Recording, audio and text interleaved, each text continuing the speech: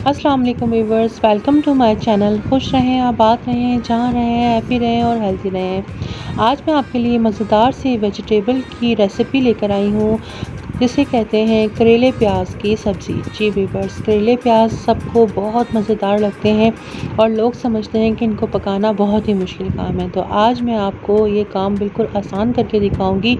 तो चलिए आइए व्यूअर्स, चलते हैं करेले प्याज की सब्ज़ी में क्या क्या चीज़ें डलती हैं और ये कैसे बनाई जाती है। जी व्यूवर्स, बिस्मिल्लाहिर्रहमानिर्रहीम। करेले ले लिए मैंने, दरमियाने साइज़ के करेले हैं, सीज़न में आए हुए हैं। तो व्यूवर्स यहाँ पर मैं इनको छील लूँगी।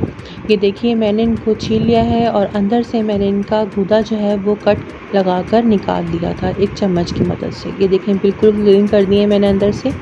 तो अब मैं इनको बिल्कुल सी शेप में कट कर लूँगी। तो चलिए आई व्यूवर्स, इनको कट कर लेते हैं। ये देखिए जल्दी से इनको कट कर लेते हैं। व्यूवर्स, छिलका आपने इतना ज़्यादा नहीं उतारना करेलों का, बस हल्का सा ऊपर से जो उनकी पहाड़ नुमा शेप होती है ना, उसको इक्वल कर लेना है बस। तो ये व्यूवर्स, करेले हो गए हैं बिल्कुल रेडी, कट कर गए। अब मैं इनको लगा लूँगी नमक। ठीक है व्यूवर्स, ये देखिए बिल्कुल ज़बरदस्त से कट हो गए हैं। तो यहाँ पर नमक के लिए मैं 1.5 किलो करेले में तकरीबन 2 चम्मच जो है मैं वो नमक लगा लूँगी। ये देखें इस तरह अपने हाथ की मदद से नमक लगा लेना है। ठीक है, तकरीबन 2 खाने के चम्मच के बराबर नमक था। अच्छी तरह हाथ से मिक्स करें या बर्तन को ट्विस्ट करके इसको अच्छी तरह से आप फैला दें। ठीक है, अगर आपको करेले का जायका या करेले की स्मेल से कुछ इशू है तो आप ग्लव्स पहन सकते हैं, कोई नो इशू। और इसी तरह हाथ की मदद से इसको मस लें अच्छी तरह से। नमक लगाने का मकसद ये होता है कि जिसमें सैलापन मतलब कड़वा जो पानी होता है वो निकल जाता है। तो व्यूवर्स, यहाँ पे मैंने करेलों को तकरीबन 15 मिनट नमक लगाने के बाद वॉश करके अच्छी तरह से निचोड़ लिया था। ये देखें इसमें बिल्कुल भी पानी नहीं है। ठीक है, निचोड़ने के बाद मैं अब इनको डीप फ्राई कर रही हूँ और उस वक्त तक डीप फ्राई करूँगी जब तक के लिए क्रिस्पी फ्राई ना हो जाए। जी व्यूवर्स, ये देखिए तमाम करेले जो हैं वो अच्छी तरह से क्रिस्पी फ्राई हो गए हैं। इनको मैं फ्राई से निकाल लूँगी। ठीक है, ऑयल से निकालने के बाद इसी ऑयल में मैं प्याज शामिल करूँगी। 4 दरमियाने साइज़ के मेरे पास प्याज थे जिनको मैंने स्लाइस कर लिया। ठीक है, अब हल्का सा शैलो फ्राई करूँगी। शैलो फ्राई करने के बाद जो है मैं इसमें टमाटर शामिल करूँगी। टमाटर मेरे पास हैं 4 दरमियाने साइज़ के। ठीक है, इनको मैंने पील कर लिया था और मोटा मोटा स्लाइस में कट कर लिया था। टमाटर ऐड कर दिए। टमाटर ऐड करने के बाद अब इसमें मैं मसाले शामिल कर दूँगी, जो घर के नॉर्मल मसाले हैं, जिसमें नमक है 1 चम्मच, सूखा धनिया है 1 चम्मच, लाल मिर्ची पाउडर है 1.5 चम्मच और हल्दी है आधी चम्मच। ठीक है व्यूअर्स, ये तमाम मसाले जो है ये इसमें जाएंगे। ठीक है, जाने के बाद अब मैं इसको मीडियम टू लो आंच पर पकने के लिए छोड़ दूँगी ताकि टमाटर अपना पानी छोड़ें और प्याज और मसाले जो हैं वो अच्छी तरह से घुलना शुरू हो जाए। अच्छा सा एक जो है वो ग्रेवी सी रेडी हो जाए।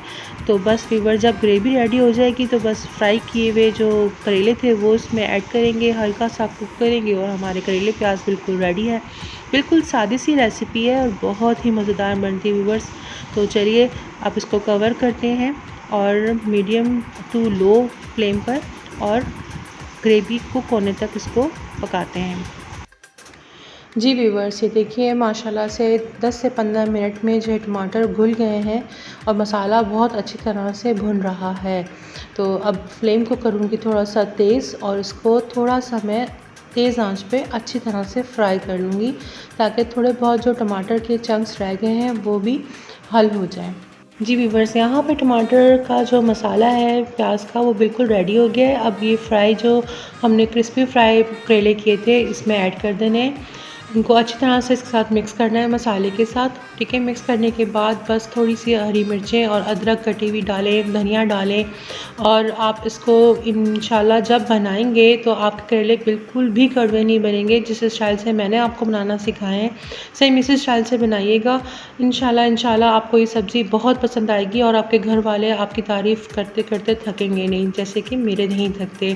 तो व्यूअर्स, यहाँ पे अपने ब्लॉग का एंड करूँगी इस दुआ के साथ कि अपनों में रहें, अपनों में खुश रहें और अपनों को खुश रखें और अपनी दुआओं में याद रखिएगा। फिर मिलेंगे एक और नई रेसिपी के साथ। जब तक के लिए अपनी बहन सना को इजाज़त दें। अल्लाह हाफिज़। Stay blessed, stay connected. Recipe अच्छी लगी हो तो चैनल को सब्सक्राइब करना मत भूलिएगा, बेल आइकन दबा दीजिएगा ताकि आने वाली वीडियो की नोटिफिकेशन आपको मिलती रहे।